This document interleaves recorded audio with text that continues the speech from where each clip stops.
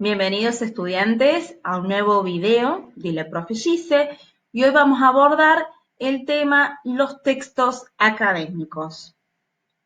Vamos a comenzar abordando la definición, ¿sí?, de estos textos. Llamamos textos académicos a todas aquellas producciones lingüísticas, generalmente escritas, que tienen lugar en el ámbito de la academia, es decir, en la universidad o institutos de educación superior. Son elaborados por los estudiantes a los fines de demostrar y certificar conocimientos adquiridos sobre un tema específico, por lo tanto, son utilizados la mayoría de las veces como instrumentos de evaluación. En cuanto a la tipología, ¿sí?, de estos textos, es decir, a qué tipo de texto pertenecen, podemos decir que se enmarcan, por un lado, dentro de los textos expositivos, ya que utilizan la explicación para abordar una temática determinada, pero también se enmarcan, por otro lado, dentro de los textos argumentativos, porque con aquello que explican se pretende demostrar el conocimiento adquirido y convencer al destinatario directo de estos textos, que es el profesor. Veamos ahora diferentes clases textuales en los textos académicos. Es decir, dentro de los textos académicos tenemos varias clases de texto. Estas clases difieren, ¿sí?, de una de la otra por contener diferentes grados de explicación y diferentes grados de argumentación. Quizás el más explicativo de todos es el que nosotros vamos a abordar en este video, que es el informe. El informe, por su parte, es un texto de extensión media a extensa que tiene por finalidad explicar el desarrollo de un proceso de investigación o de lectura. Supone la capacidad de seleccionar, jerarquizar, organizar, reformular y vincular un caudal importante de información. Es por esta característica que muchas veces se selecciona a esta clase textual como una forma de evaluación.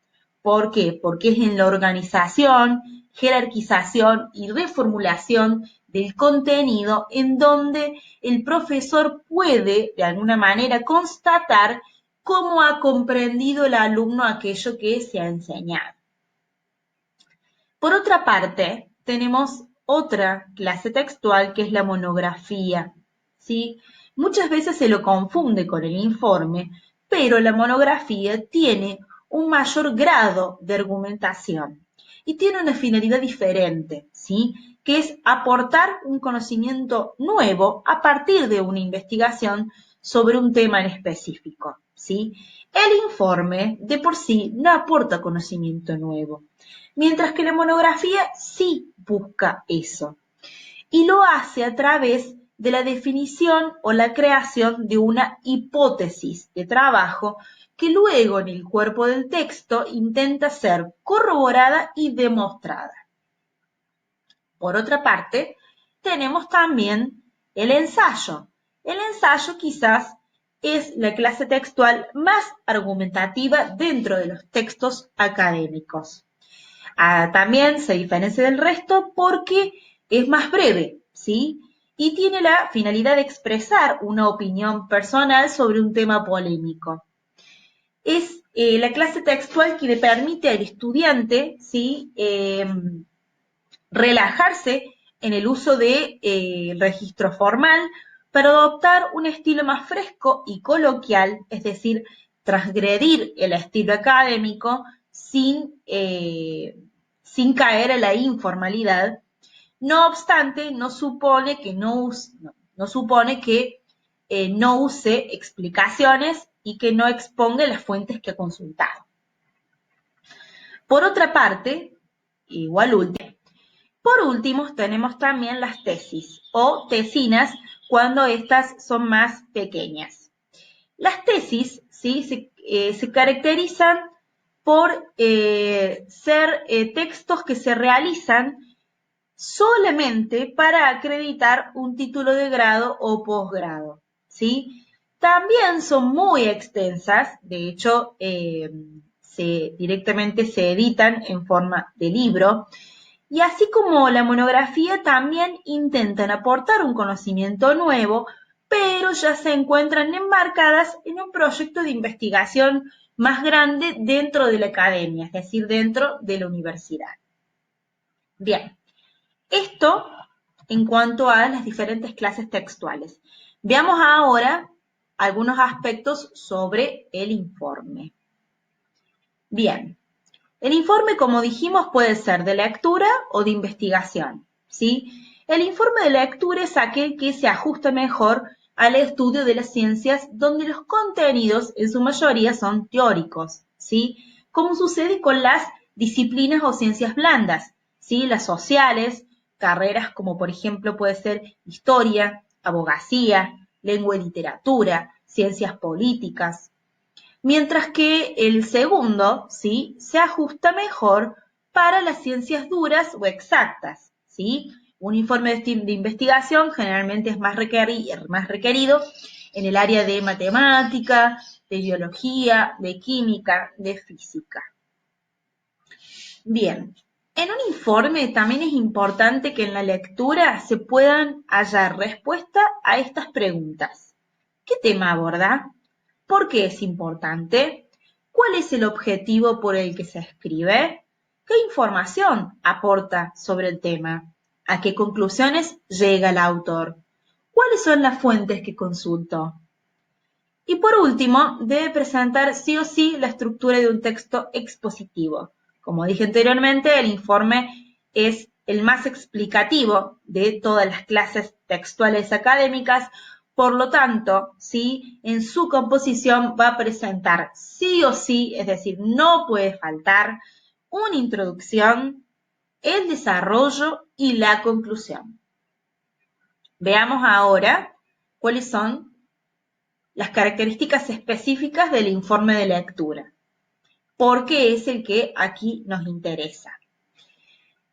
En primer lugar, dan prueba del conocimiento a partir de la consulta bibliográfica, es decir, un informe de lectura se realiza a partir de otros textos, ¿sí? Son otros textos lo que le proporcionan la información para poder realizarse, ¿sí?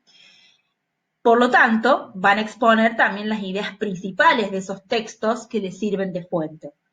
Y acá viene la labor del estudiante señalando las coincidencias y las diferencias entre esas fuentes consultadas. Al señalar esas coincidencias y esas diferencias y al organizar la información de una manera personal y particular, es que se ofrece una perspectiva del autor con relación a la información recopilada. A su vez, esa perspectiva también puede ser expresada verbalmente en la parte de la conclusión.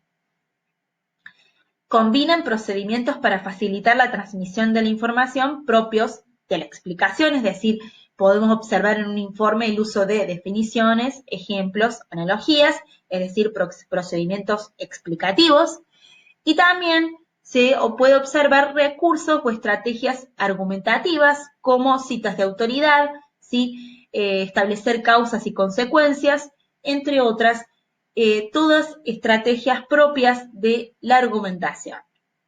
También es muy común la incorporación de diferentes paratextos como diagramas, fotos, tablas, que justifican e ilustran la información presente en el cuerpo de texto, así como también amenizan la lectura.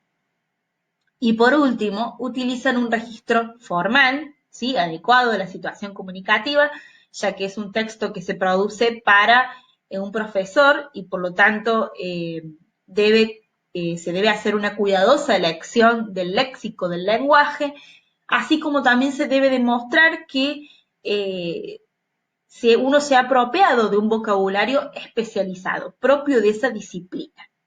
Así también se deben evitar las expresiones imprecisas o vagas, ¿sí? Que expresen de alguna manera inseguridad con respecto a lo que se está diciendo. Veamos ahora ¿Cuáles son los componentes de un informe? Bien, primero vamos a encontrar una portada o carátula, ¿sí? En esta portada o carátula figura, en el siguiente orden, el nombre de la institución a la que presenta, la asignatura, el profesor, los autores, es decir, el nombre de los estudiantes, el título del trabajo, curso y fecha de entrega, ¿sí? Luego tenemos el índice. El índice se detallan los títulos de las partes que componen el informe y el número de las páginas correspondientes. Hay distintos tipos de índices de acuerdo al contenido que se va a abordar, pero eso lo vamos a ver en otro video. Luego tenemos lo que conocemos como cuerpo del texto. Y ahí, en el informe, vamos a reconocer las tres partes más importantes que son propias también de los textos expositivos. Tenemos la introducción, donde presenta el lector en una o dos páginas, a lo sumo, el recorrido del trabajo, así como el tema, las fuentes, etc. Luego tenemos el desarrollo, el cual el título no se debe encabezar con la palabra desarrollo, ¿sí? Que es la parte más extensa del informe, e incluye subtítulos breves e informativos para encabezar los segmentos que responden a un mismo subtema. Y por último tenemos la conclusión, ¿sí? Que intenta responder en media carilla o carilla entera el interrogante o problemática planteada en la introducción, y es la única parte, ¿sí? Del informe donde se puede hablar en primera persona, ¿sí? En el resto del informe debo mantener una tercera persona gramatical o una primera persona en plural, ¿sí? Pero esas marcas lingüísticas propias de los textos académicos también lo vamos a abordar en otro video. Bien, otros componentes del informe son, por una parte, el glosario, donde presenta en orden alfabético las definiciones de los términos técnicos y de las siglas utilizadas. No es quizás un componente esencial, pero en muchos se utiliza. Luego tenemos la bibliografía, que sí es un componente esencial del informe, en donde en orden alfabético se aportan los siguientes datos de las fuentes consultadas. Apellido, nombre del autor, título de la obra, lugar de edición, nombre de la editorial y año de edición. La realización de la bibliografía es muy importante porque es la parte en donde el estudiante demuestra su honestidad intelectual, ¿sí? Y por último tenemos el anexo, que puede estar o no estar, así como el glosario, en el cual se reúnen todos los documentos que amplían, ilustran o certifican la investigación y que por su peculiaridad o volumen no se pueden integrar en el texto, ¿sí? Bueno, esto sería todo por el momento. Me despido con una frase del escritor José Martí: saber leer es saber andar, saber escribir es saber ascender, ¿sí? Gracias por su atención. Espero que les haya gustado el video. De ser así, te pido que le des un like y que te suscribas al canal. Nos vemos.